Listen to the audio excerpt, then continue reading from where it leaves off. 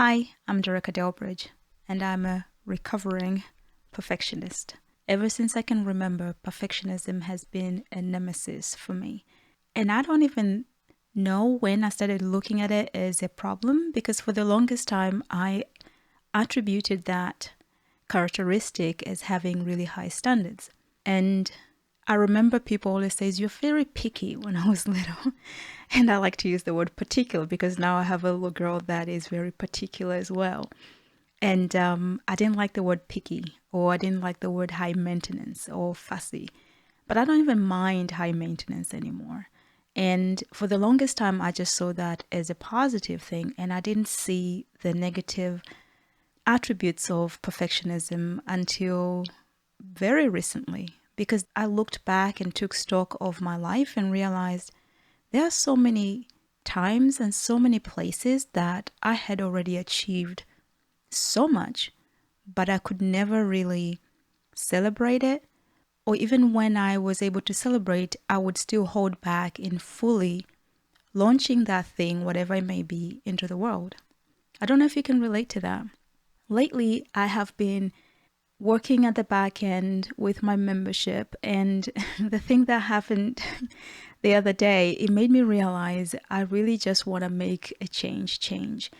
And I feel like perfectionism is almost like alcoholism, and I don't mean to say that in trivializing addiction, but I want to say in a way that alcoholics never say they are fully recovered, right? They are recovering alcoholics, meaning anytime they could be tempted to fall back into that habit. And I feel perfectionism is a little bit like that. And I found myself and caught myself lately getting really particular about the orientation and onboarding of my members whenever they are joining the Baobab experience. And I was even contemplating delaying bringing so many changes that I have tested and worked on for so many years until August of 2022. And I was thinking the other day, why? It's not like I don't know what I'm doing. It's not like it's a new thing for me. So I kept thinking, what is it? What is it that I still can't settle into being fully in something, right? I'm still holding myself back saying, no, Doreca, don't push it all the way out yet. Just wait until next year. Give it time. Time for what, right? And a friend of mine and a colleague of mine reminded me yesterday, and she said, your 80% is probably so many other people, 120%. And I think that is really true. I feel as perfectionists, if you are a perfectionist person, you will surely identify with this. There are so many times that we do the thing and we think it's not good enough. And then we see somebody else do half the work. They put it out the world, no excuses, no apologies. And people flock to the thing, or it's received really well because they were willing to put it out there. And we're sitting there thinking, dang, I did that thing like 2 weeks ago. That's a big deal. Or you see somebody talk about or share something because they were so excited they discovered this way of doing something, and you thought, I've always done that. That's a thing. We most of the time don't recognize how much we do and how much we achieve. And most of the time it's really the thing in our own head. We just have this drive and have this push to just keep pushing for another level and another level, that we just don't acknowledge it when we have reached a place where it is somebody else's 120%. So why am I making this confession? I'm making this confession because I know I'm not alone. I know whenever we've talked about this issue in previous videos, so many of you have come out and said, I too am like that. I'm a perfectionist, right? I have these tendencies, and we almost stop at that. We freeze at that. We say that as if we have settled into the idea that, oh, well, this is who we are. This is our makeup. Nothing can change.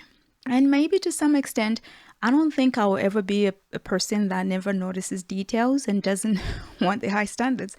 I think it's just the times where you just let it go, right? I mean, I'll give you an example. Whenever I go to do my nails. Bless her heart, Cindy, she's a lovely lady, and I think by now she knows me. She just get used to me. I would just mind if a nail is now quite strong. I mean, my finger's not straight, but I will insist that the nail somehow becomes straight. Who knows why that bothers me? But then there are some things I just let go. You know, I have a son who is like super brilliant, and he will do some things and his mind will be somewhere else and he will leave socks somewhere. And I've just decided those are not things that I want to fuss on sometimes. Sometimes I'll go like, why are there socks every corner of the house? Are you walking and just dropping socks and not realizing? I don't know. But the point is, I have decided that I no longer want to hold myself back, not even a little bit. I just feel like my 50% will probably be just as good as somebody else's 100%. And I am almost making this call to others who have felt this push lately. I have been feeling it more and more. And I wanted to make this video to call out to you, whoever you may be. If you are listening to this and you're like, I resonate with that, Miss Dory, because I am at the same place that I just want to redefine what productivity means for me, right? Because we've been doing a few videos on productivity and I know so many of you resonate with the way I have been doing productivity. And if you know that you want to grow a sustainable and profitable business in a way that resonates with you, you know within yourself you are a creative soul that just doesn't want to follow the same rules as everybody else. I know I don't. And I have so many people, wonderful people around me that I respect a lot and I listen to a lot. But at the end of the day, I want to make my own rules. I want to do things in the way that resonates with my being. And I want to put out in the world. And I'm looking ahead to 2022 and I'm thinking, goodness, 2022 will be 10 years I've been an entrepreneur, and I think it's time to evolve to experiencing a different place in my life in this journey. And I don't know if this resonates with you. And if it does, I am especially extending this invitation to you, to the Baobab experience. I right now want to surround myself with other people who have decided they want to push themselves too. Because I know collectively when we have that energy of we know we have a calling, we know we are living our dream, we are being entrepreneurs, we're doing the thing, but we know there's a level that for some reason this perfectionism, we have allowed it to hold us back. But we are ready to go to that level that says, I'm okay showing up into the world. I'm okay having the limelight on me.